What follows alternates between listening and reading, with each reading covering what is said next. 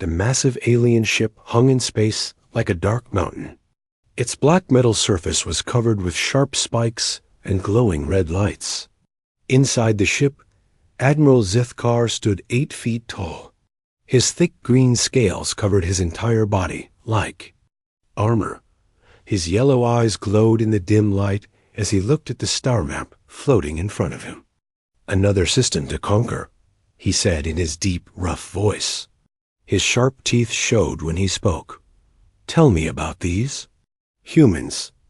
A smaller alien stepped forward. This one had blue skin and 4 arms. His name was Commander Thex. He had served the Krex Empire for 50 years. Like all the other aliens in the galaxy, he feared the Krex warriors. "They live on a small blue planet, Admiral," Thex said, his voice shaking slightly. "Our scouts say they have only basic technology. Simple. Rockets, primitive weapons. They still fight wars among themselves."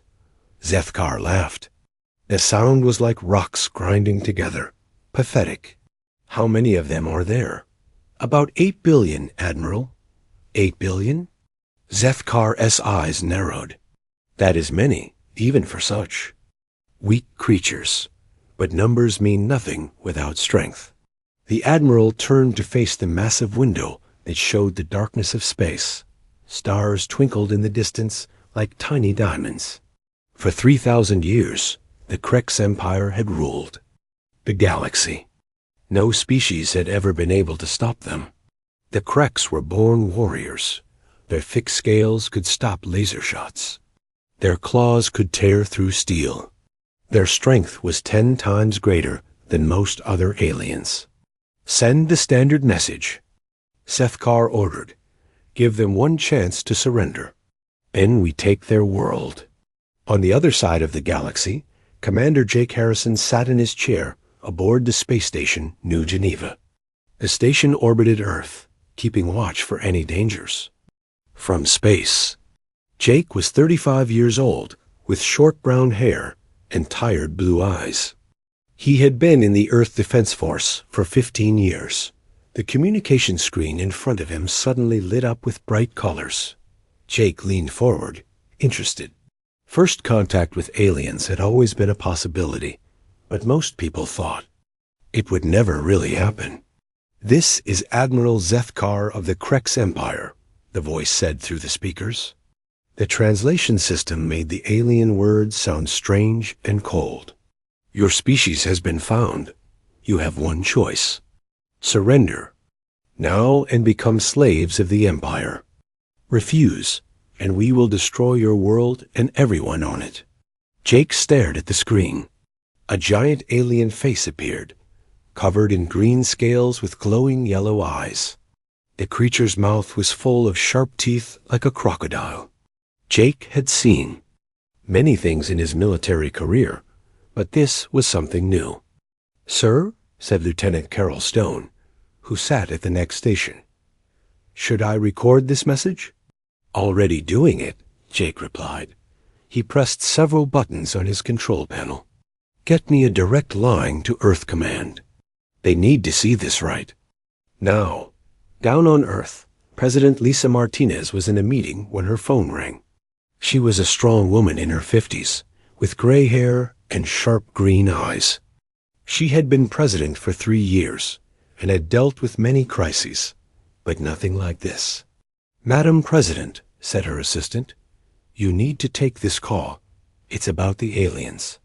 Lisa's heart started beating faster. "Put them through." "General." Rick Santos appeared on her video screen. He was a big man with dark skin and serious brown eyes. His uniform was covered with medals from his 40 years of military service. "Madam President, we have a situation," he said. "Hostile aliens have made contact.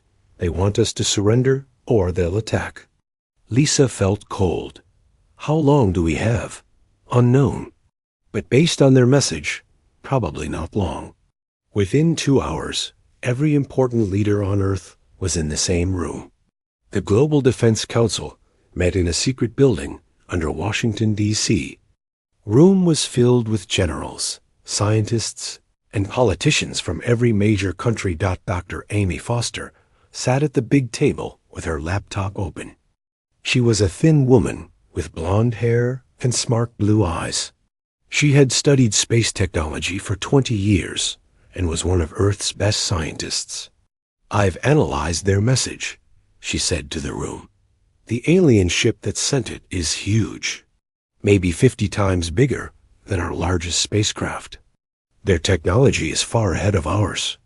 General Santos leaned forward. "What are our chances in a fight, honestly?" "Very bad," Amy said, "but that doesn't mean we're helpless.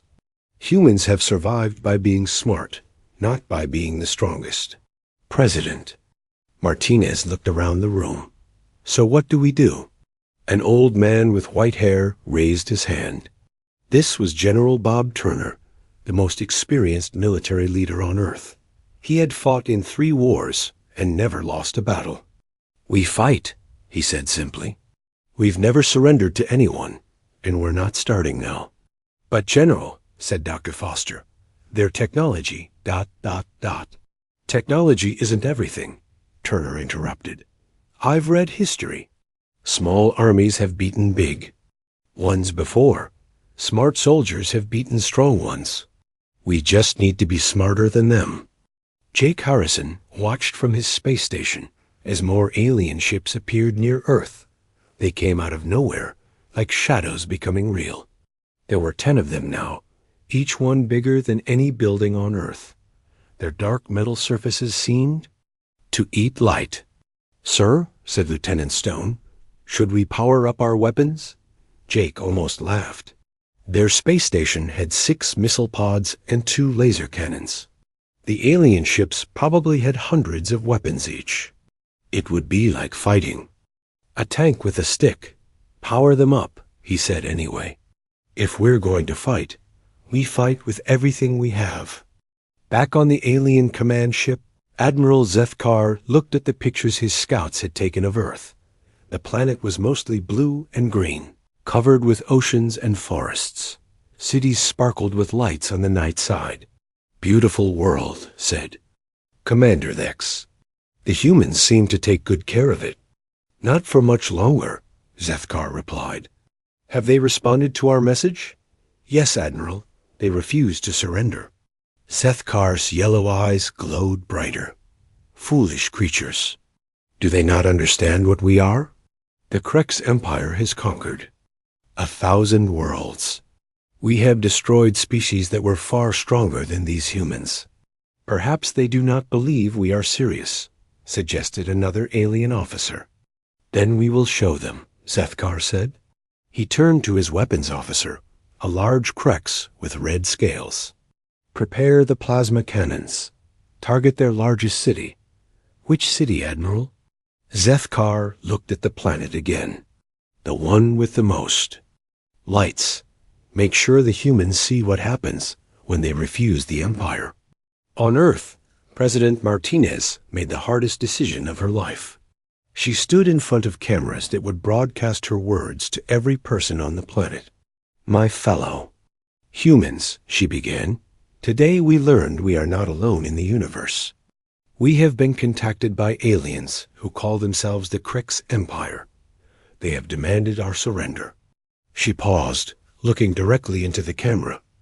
"I want to be clear about something. Earth will not surrender. We will not become slaves.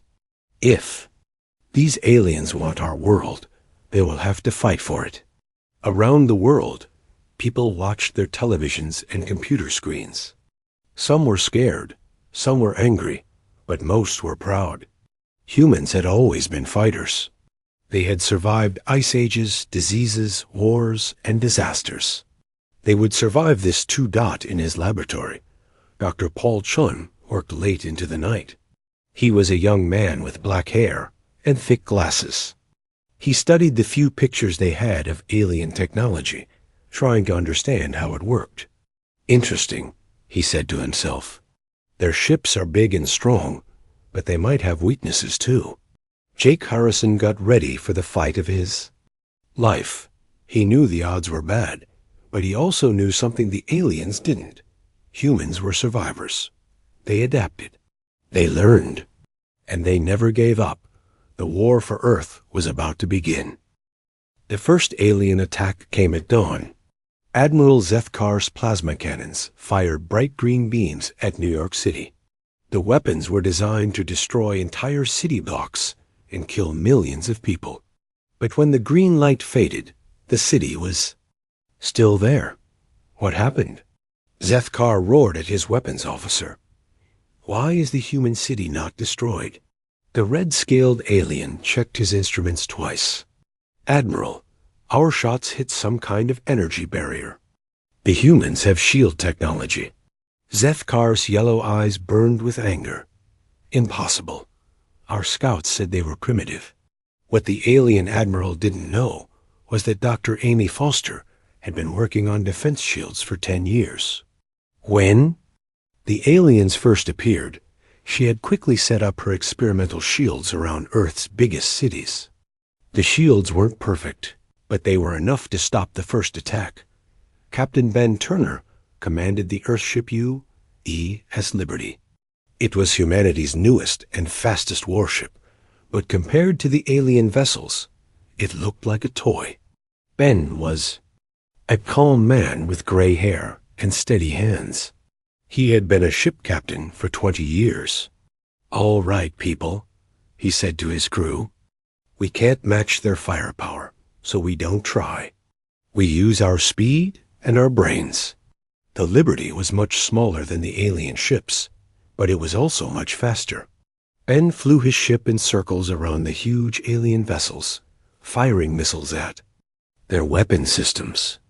The aliens tried to hit him, but their big guns were too slow to track such a small, fast target.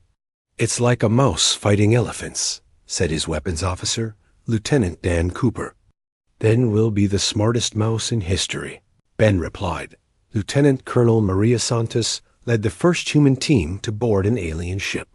She was a tough woman with short black hair and muscles from years of military training. Her team was made up of soldiers, but also engineers, mechanics, and even a few miners. "Remember," she told her team as they got ready, "we're not just fighting them, we're learning from them. Take pictures of everything. Study their technology. Figure out how it works." The humans used small attack ships to get close to a damaged alien vessel. They cut through the hull using mining lasers that were designed to cut through rock.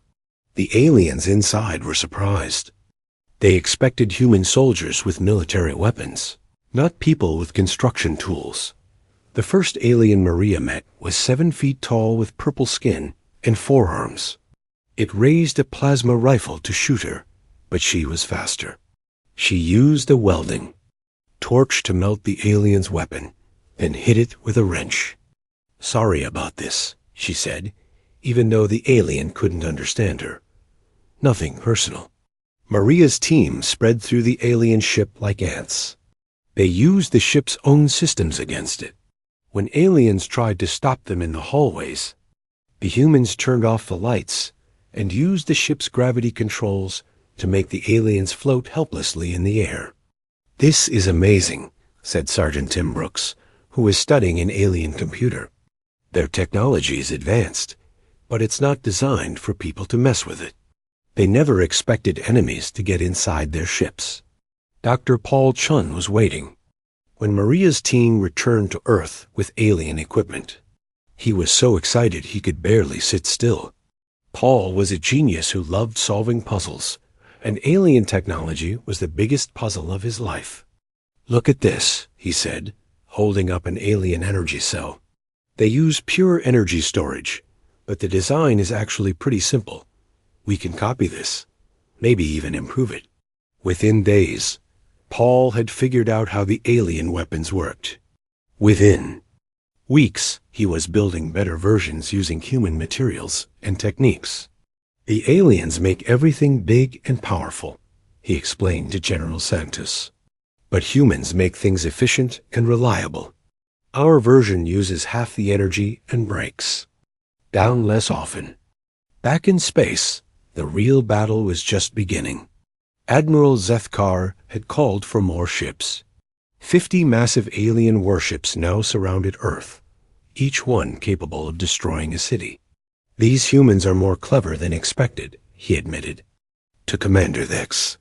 But cleverness cannot defeat overwhelming force. Captain Ben Turner looked at the alien fleet through his ship's windows.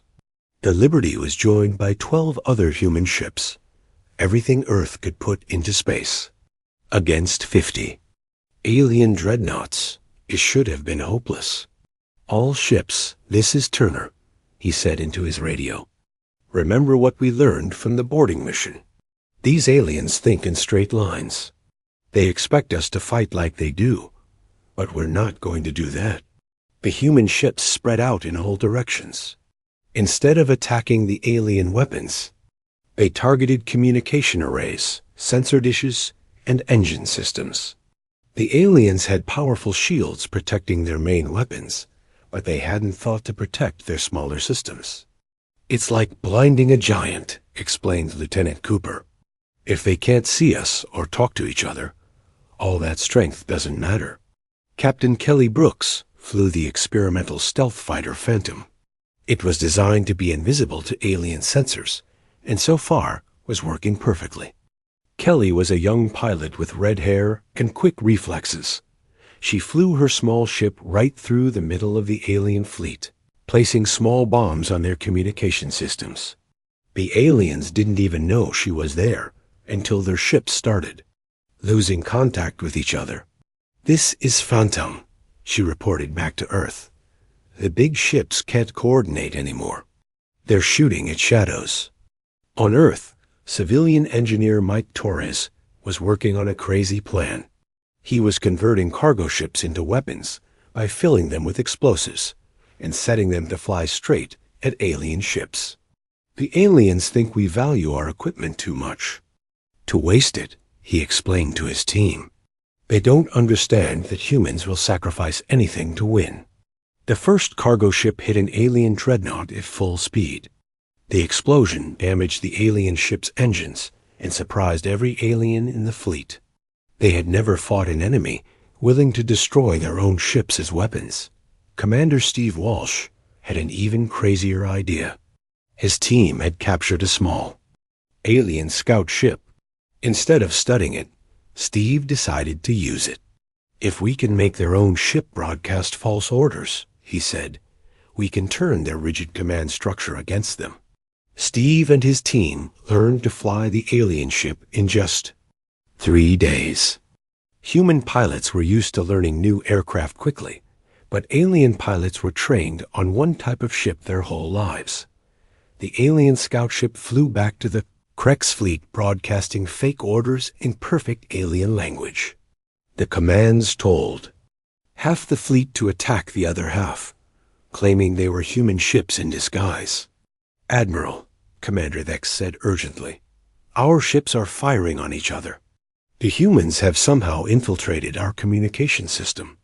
Zethkar watched in, horror as his own fleet tore itself apart. Massive alien ships that had conquered 100 worlds were now shooting at their own allies. How is this possible? He demanded. These humans have been in space for less than a century. We have ruled the galaxy for 3,000 years. But Admiral Zethkar was learning what every human enemy had learned throughout history. Humans didn't fight fair. They didn't follow the rules. They adapted, improvised, and used every advantage they could find. Dr. Amy Foster watched the battle from her command center on Earth. Her shields were holding, her technology was working, and her people were fighting better than anyone had expected. The aliens are stronger than us, she said to President Martinez. They have better weapons and bigger ships, but they think like conquerors. They expect their enemies to be afraid. And we're not afraid? The president asked. Amy smiled. We're terrified, but humans have been scared before. We don't let fear stop us from doing what needs to be done. In space, the battle continued. Human ships darted between alien vessels like small fish swimming around whales. They couldn't win by strength, so they won by being smarter, faster, and more creative than their enemies. The Krex Empire had conquered the galaxy by being the strongest. But humans were about to teach them that sometimes the strongest fighter isn't the one who wins. The war was just beginning, but already the aliens were learning to fear a small blue planet on the edge of the galaxy. Earth's defenders were proving that humans might not be the biggest or strongest species in the universe, but they were definitely the most dangerous when their homes were threatened. Admiral Zethkar was angry. His first attack on the humans had failed badly. Half of his fleet was damaged, and the other half was confused and scared. No species had ever fought the Krex Empire like this before. "Bring the 7th Fleet," he ordered Commander Thex. "All of it. 300 ships and 500,000 ground troops. These humans will learn what real war means." "But Admiral," Thex said carefully, "perhaps we should study them more first. They fight in ways we don't understand." Zethkar's yellow eyes glowed with rage. "There is nothing to understand. They are weak creatures who got lucky. When the 7th Fleet arrives, we will crush them completely." The massive alien fleet took 3 months to reach Earth. When it arrived, it was like a dark cloud covering the stars. 300 warships, each one the size of a mountain, surrounded the small blue planet. On Earth, Colonel Danny Rodriguez prepared for the worst battle of his life. He commanded Luna Base, humanity's biggest military station on the moon. Base was built inside old mining tunnels that went deep underground. Danny was a smart man with brown skin and tired eyes. He had fought in many wars on Earth, but this was different. This time, humanity's survival was at stake. "Sir," said Major Linda Hayes, his second in command, "the aliens are sending landing ships to the moon. Looks like they want to take our base." Danny looked at the radar screen. Hundreds of alien ships were heading toward Luna Base. Each ship carried 1,000 alien soldiers. "Good," he said with a grin. "Let them come." What the aliens didn't know was that Danny had spent the last 3 months turning Luna Base into a trap. Every tunnel had explosives.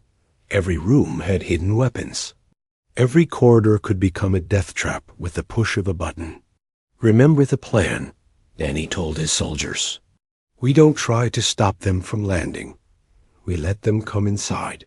Then, we show them what humans do to invaders." The first alien troops to land on the moon were Krex warriors.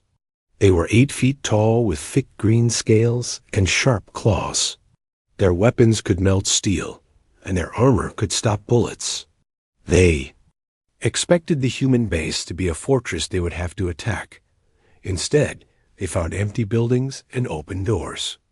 "Where are the humans?" asked Captain Vextar, the alien officer leading the attack. His yellow eyes scanned the quiet base. "This is too easy." The aliens marched into the tunnels of Luna Base in perfect formation. They had conquered bases like this on 100 worlds. They knew how to fight defenders who would try to hold their ground, but the humans weren't holding their ground. They were underground, in tunnels the aliens didn't know about. Danny and his soldiers watched through hidden cameras as thousands of alien troops entered their trap. "All units," Danny whispered into his radio, "light them up." The explosions started small. A few aliens here and there, taken out by hidden bombs. Then the humans hit the main power systems, and the base went dark in the darkness. Human soldiers moved through secret passages. They used night vision goggles to see, while the aliens stumbled around blind. The humans struck fast and disappeared before the aliens could fight back. "This is not how wars are fought," Captain Vextar said angrily.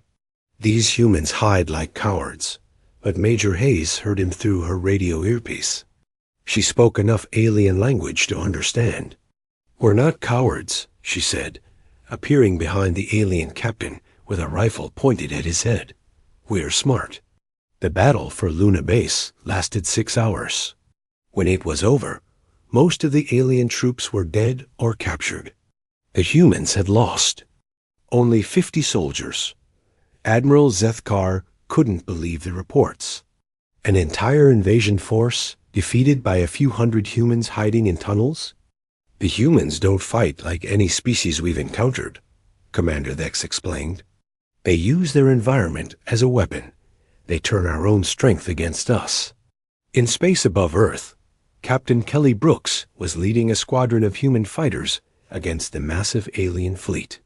Her stealth ship Phantom had been copied, and now Earth had 50 invisible fighters. The alien ships were so big that their sensor systems couldn't detect small targets moving close to their hulls. Kelly and her pilots flew right up to the alien vessels and planted bombs on their engines and weapon systems. It's like termites eating a house, Kelly reported to Earth Command. These big ships are powerful, but they have a lot of weak spots if you know where to look. The aliens tried to adapt. They sent out smaller patrol ships to hunt for the human fighters. But the human pilots were better trained and more creative than their alien enemies. Captain Tony Clark commanded a group of captured alien ships. Team had learned to fly them by studying the controls and reading alien manuals. It had taken human pilots 2 weeks to master ships that took aliens years to learn. The problem with these alien ships, Tony explained to his pilots, is that they're designed for one type of fighting. They expect their enemies to line up and shoot at each other like old sailing ships. Tony's squadron of captured alien vessels attacked the Krek's fleet from unexpected angles. They flew in patterns that no alien pilot had ever seen, using moves that alien ships weren't designed for. The Kreks were confused and angry. Their own ships were being used against them by pilots who seemed to understand the vessels better than they did. Down on Earth, civilian engineer Mike Torres was working on his biggest project yet. He was converting the entire asteroid mining fleet into weapons. Huge mining ships designed to break apart rocks were being turned into battering rams. The aliens think in terms of military vessels, Mike explained to his team. They don't expect civilian ships to be used as weapons. The first wave of mining ships hit the alien fleet like a hammer. The massive industrial vessels crashed into alien dreadnoughts, their mining lasers cutting through alien armor like paper. The aliens had shields designed to stop military weapons, but they couldn't handle the raw power of industrial equipment. Mining ships that were built to tear apart asteroids had no trouble damaging alien warships. Meanwhile, Dr. Paul Chun had made a breakthrough. He had not only copied alien technology, but he had improved it using human engineering principles. Look, at this, he showed General Santos. The aliens build everything to be as powerful as possible. But power isn't everything. We build things to be reliable, efficient, and easy to repair. Paul's version of alien energy weapons used half the power and could be fixed with simple tools. His shields were weaker than alien ones, but they could be deployed faster and cost much less to build. The aliens have better individual weapons, Paul explained, but we can build 10 of our weapons for every one of theirs. In a long war, numbers matter more than individual strength. The battle in space was turning into a nightmare for Admiral Zethkar. His massive fleet was being attacked from all directions. By enemies he couldn't predict or understand. Human fighters appeared and disappeared like ghosts. Captured alien ships attacked using tactics that made no sense. Civilian vessels rammed his warships with industrial equipment. And through it all, the small human military ships darted around his fleet like angry insects, striking at weak points he didn't even know existed. These humans are insane, he told Commander Thex. They sacrifice their own ships. They use civilian vessels as weapons. They turn our own technology against us. This is not warfare. This is chaos. Perhaps, Thex suggested carefully, we should consider negotiating with them. Zethkar's roar of anger could be heard throughout the ship. The Krex Empire does not negotiate with inferior species. We conquer or we destroy. But privately, the alien admiral was beginning to worry. His fleet was stronger than the human forces, but the humans seemed to have an endless supply of tricks and surprises. Every time he thought he understood their tactics, they did something completely different. On Earth, President Martinez watched the battle through satellite feeds. The human forces were holding their own, but she knew this was just the beginning. The aliens had resources from across the galaxy. Earth had only one small planet. We need allies, she told her advisors. If there are other species fighting the Krex Empire, we need to find them. Dr. Amy Foster had been thinking the same thing. According to the alien communications we've intercepted, the Krex rule over dozens of species. Some of them might be willing to help us if they see we can actually fight back. The battle for Earth was becoming something bigger. It wasn't just humans against aliens anymore. It was a small planet showing the galaxy that the Krex Empire could be beaten. Word of the human. Resistance began to spread to other star systems. For the first time in 3,000 years, subjugated alien species began to hope. If primitive humans could fight the Krex and win, maybe they could fight too. But Admiral Zethkar wasn't finished. He still had most of his fleet, and he was learning from his mistakes. The next attack would be different. The next attack would show these humans what happened when they defied the Krex Empire. The war was far from over. If anything, it was just getting started. News traveled fast across the galaxy. On distant worlds, alien species that had been slaves to the Krex Empire for centuries heard something impossible. Humans, a species that hadn't even left their home system until recently, were actually fighting. The Krex in winning battles. On the crystal world of Helix Prime, the Helix people gathered in their great halls. These aliens looked like living diamonds, their bodies made of clear crystal that sparkled in the light. They had been some of the smartest beings in the galaxy before the Krex conquered them. Elder Shanti spoke to the Crystal Assembly. The reports from the human system are confirmed. These Earth creatures have destroyed Krex fleets and captured their technology. The Helix had calculated that defeating the Krex was impossible. Their crystal minds could process information faster than any computer, but they had been slaves for so long they had forgotten how to fight. Perhaps, said young Crystal X, we calculated wrong. Perhaps the Krex can be beaten. On Gorvani Prime, the insect warriors were buzzing with excitement. The Gorvani looked like giant ants, but they were intelligent and had once been proud fighters. Queen Hevira called her generals together. The humans fight with honor, she clicked in the Gorvani. Language. They do not surrender. They do not run.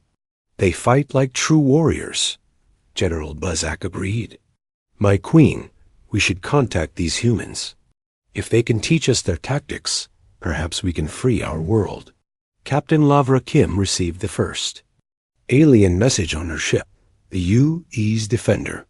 She was a calm woman with black hair and smart eyes who had been promoted after the Luna base victory. Captain, said her communications officer, we're getting a transmission. It's not from the Krex. It's from something called the Gorvani Resistance. Lavra had never heard of the Gorvani, but any enemy of the Krex was potentially a friend. Put them through. The alien face that appeared on her screen was like nothing she had ever seen. It looked like a giant ant with intelligent eyes and moving mouth parts. Human Captain, the alien said through the translation system, I am General Buzak of the Gorvani people. We have heard of your victories against the Krex. We wish to join your fight. Lavra smiled. This was exactly what Earth needed. General, we would be honored to fight alongside you. Within weeks, Captain Lavra Kum found herself commanding the strangest fleet in galactic history. She had human ships, captured Krex vessels, converted civilian transports, and now alien ships from 6 different species. Each species brought something different to the fight. The Gorvani were natural warriors with ships designed for close combat. The Helix had incredible technology that they had been forced to build for the Krex.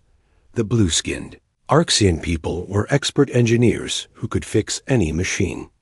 "This is amazing," said Commander Tony Clark, who was now Laura's second in command. "Each species has abilities that the others don't. Working together, we're stronger than any of us would be alone." The Vrex were the most interesting allies. They looked like gray-skinned humanoids with large heads and big black eyes. They had been the Krex Empire's strategic planners, forced to design battle plans for their conquerors. "We know all Krex tactics," explained General Veximer, the Vrex leader. "We have been planning their battles for 300 years. Now we can plan their defeat." Dr. Helen Chang, a human scientist who specialized in alien biology, made an important discovery while studying their new allies. "The Krex have been lying to everyone," she told President Martinez. "They've been telling all these species that they're inferior, that they're weak, but that's not true." Helen's research showed that the Gorvani were actually stronger than the Krex.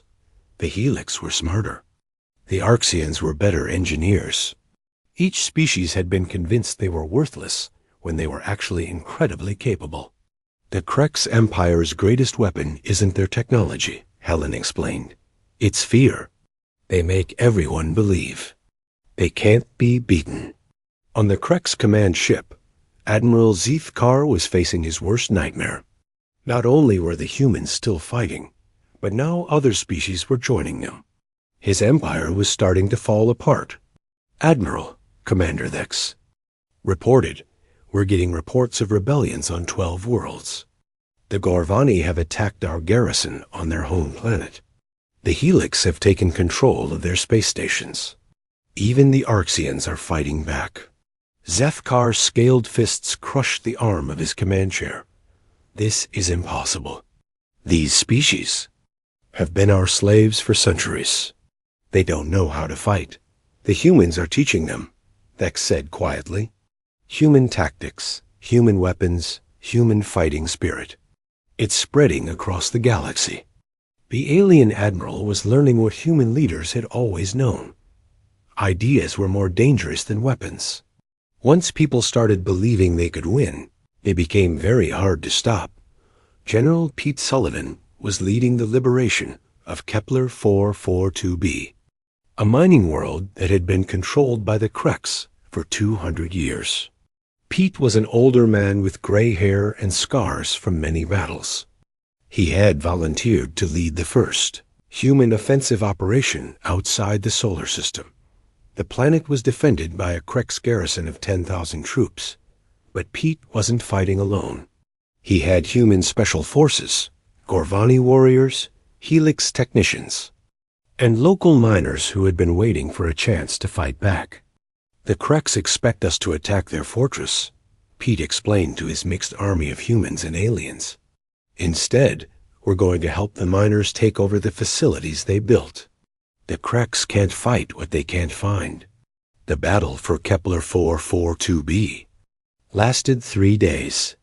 The Krex garrison was wiped out, not by a frontal assault, but by the planet's own people rising up with human support. The miners knew every tunnel, every building, every hiding place.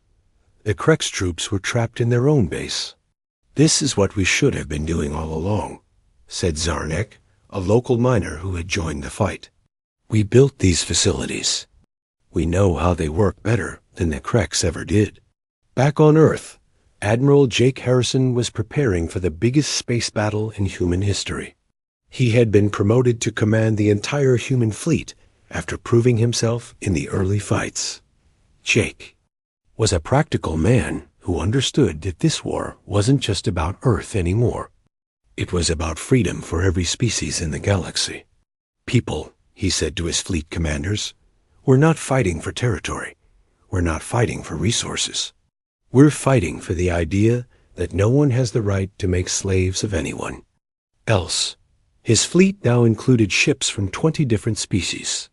Human vessels worked alongside Gorvani fighters, Helix cruisers, and converted Krex dreadnoughts. It was the most diverse military force in galactic history. The coordination was incredible. Human tacticians worked with Rex strategists to plan battles. Helix technology was combined with human engineering. Gorvani warriors learned human fighting techniques, while humans learned alien combat skills. Dr. Amy Foster watched the alliance grow from her laboratory on Earth. What had started as humanity's desperate fight for survival had become something much bigger. "We're not just beating the Krex," she told President Martinez. "We're building something new. A galaxy where different species work together instead of one dominating all the others." The Krex Empire was crumbling. World after world was rising up against their Krex governors. Species that had been enemies for centuries were now working together against their common oppressor. Admiral Zethkar made one last desperate attempt to save his empire. He gathered every remaining Krex ship and headed for Earth with a massive fleet of 800 vessels. "If we destroy their home world," he told his remaining commanders, "the rebellion will collapse. Without the humans to lead them, the other species will return to being our slaves." But Zethkar didn't understand what he was really fighting. The rebellion wasn't held together by human leadership. It was held together by an idea that had spread to every corner of the galaxy, the idea that freedom was worth fighting for. Captain Lara Kim intercepted the Krex fleet at the edge of the solar system. Her allied fleet was smaller, only 400 ships, but it included vessels and crews from 30 different species. "All ships," she broadcast on all frequencies. "Today, we don't just defend Earth. We defend the future of every free being in the galaxy." The battle was unlike anything the galaxy had ever seen. Human ships used hit-and-run tactics. Gorvani fighters engaged in close combat. Helix vessels provided technical support and electronic warfare. Vrex commanders coordinated complex battle plans that confused and outmaneuvered the Krex formations. Commander Tony Clark flew his captured Krex destroyer directly into the enemy formation, broadcasting false orders and causing chaos in their ranks. His crew was made up of humans, Gorvani, and Arxians working together as smoothly as if they had trained together for years. "The aliens are learning human teamwork," Tony reported to Lara. "And humans are learning alien skills. We're becoming something new." The battle lasted 18 hours. When it was over, the Krex fleet was destroyed, and Admiral Zethkar was captured. The mighty Krex Empire, which had ruled the galaxy for 3,000 years, was finished. But the real victory wasn't the military defeat of the Krex. The real victory was what came after. For the first time in galactic history, dozens of different species were working together as equals. They had learned that cooperation was stronger than domination, that diversity was better than uniformity, and that freedom.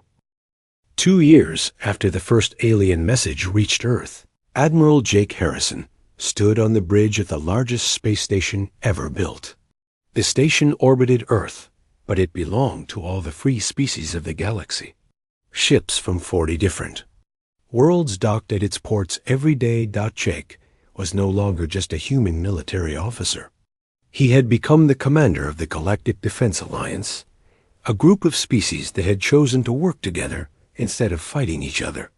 "Admiral," said his aide, a young Helix officer named Crystalex, "the morning reports are ready." Jake smiled as he read through them. The Gorvani had successfully liberated another Krex prison world. The Arxians had finished building new hospitals on 3 damaged planets. The Vrex had designed new trade agreements that were fair to all species. 2 years ago, I was just trying to defend Earth," Jake said to Crystalex. "Now, look at what we've built." Through the station's huge windows, Jake could see Earth below. The blue and green planet looked peaceful, but it had become the center of a new kind of galactic government. Not one based on conquest and fear, but one based on cooperation and mutual respect. President Lisa Martinez was preparing for the most important speech of her life. She stood in the Assembly Hall of the United Nations building in New York, but her audience wasn't just humans. Representatives from 60 different species sat in the Great Hall, with millions more watching on screens. Across the galaxy. 2 years ago, she began, Earth received a message demanding our surrender. Today, I stand before you not as the president of one small planet, but as a representative of all free beings who believe that no one has the right to make slaves of others. The audience included beings of every shape and size imaginable. There were the insect-like Gorvani, the crystal helix, the grave rex, and dozens of other species. They all applauded together, creating a sound like nothing ever heard before. We have learned, President Martinez continued, that our differences make us stronger, not weaker. When we work together, there is no problem we cannot solve, no challenge we cannot meet. In a special prison cell on the station, former Admiral Zethkar sat alone. The once mighty Krex warrior looked old and tired. His scales had lost their shine, and his yellow eyes no longer glowed with confidence. Negotiator Susan Moore visited him every week. She was a patient woman with brown hair and kind eyes who specialized in helping former enemies become productive members of society. I still don't understand, Zethkar said in his rough voice. How did you defeat us? We were stronger. We had better weapons. We ruled the galaxy. Susan sat down across from him. You were stronger as individuals, she said gently, but we were stronger as a team. You ruled through fear, but we worked together through choice. Choice, Zethkar repeated the word like it was foreign to him. The Krex do not understand. Choice. We understand only strength and weakness. That's why you lost, Susan explained. When people choose to work together, they're much stronger than when they're forced to obey. Your empire was built on making others weak. Our alliance is built on making everyone strong. Dr. Amy Foster was in her new laboratory, working on Neka, next generation of galactic technology. Her team included the smartest scientists from every known species, all working together to solve problems that had puzzled the galaxy for thousands of years. Look at this, she said to Dr. Paul Chun, who was now her research partner. By combining helix crystal technology with human engineering and Gorvani metallurgy, we've created energy systems that are 3 times more efficient than anything the Krex ever built. Paul nodded enthusiastically. And the best part is, we're sharing all of it freely. Every species gets access to every breakthrough. No one gets left behind. The new technology was revolutionizing life across the galaxy. Planets that had been strip-mined by the Krex were being restored. Species that had been enemies for centuries were becoming friends. The galaxy was experiencing a golden age of cooperation. And progress. Captain Lara Kim commanded the exploration ship UES Discovery. Her mission was to find species that hadn't been contacted by either humans or the Krex Empire.